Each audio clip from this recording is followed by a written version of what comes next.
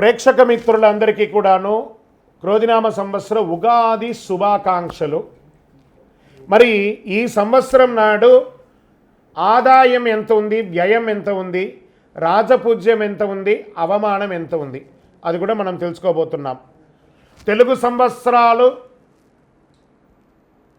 60 సంవత్సరాలలో ఈ సంవత్సరం 38వ సంవత్సరంగా క్రోధినామ సంవత్సరం ఏప్రిల్ 9 మంగళవారం నాడు ఉగాది ప్రారంభమైంది.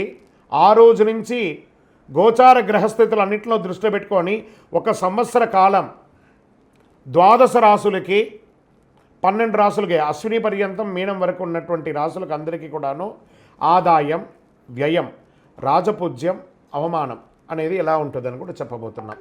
మీనరాశి వారు పూర్వభాద్ర నక్షత్రం 4వ పాదం, ఉత్తరాభాద్ర రేవతి నక్షత్రానికి సంబంధించిన మీరు మీనరాశి వారిగా పరిగణించబడుతున్నారు. ఆదాయం 11, వ్యయం 5, రాజపూజ్యం 2, అవమానం 4. కొంచెం మిశ్రమంగా ఉంది, జాగ్రత్తగా ఉండాల్సినటువంటి విషయం.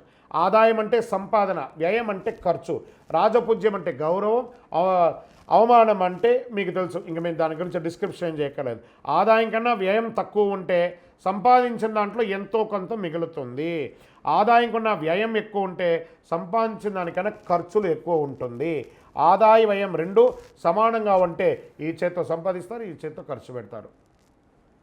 అంటే లాభ నష్టాలు 2 కూడా సమానంగా ఉంటాయని చెప్పచ్చు. రాజపూజ్యం కన్నా అవమానం తక్కువ ఉంటే మిమ్మల్ని తిట్టేవారి కన్నా గౌరవించేవారు ఎక్కువ ఉంటారు.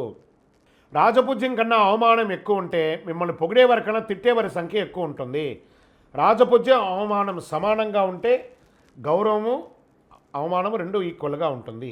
ఈ రెండింటిని కూడా బేరీజ్ చేసుకొని మీ నిత్య కర్మలు, నిత్య జీవితంలో ఎలా మెదలాలో సంపూర్ణ పంచాంగ విశ్లేషణ, రాశిఫలిత విశ్లేషణ కూడా కమింగ్ ఎపిసోడ్లో చెప్పడం జరుగుతుంది. విజయోస్తు.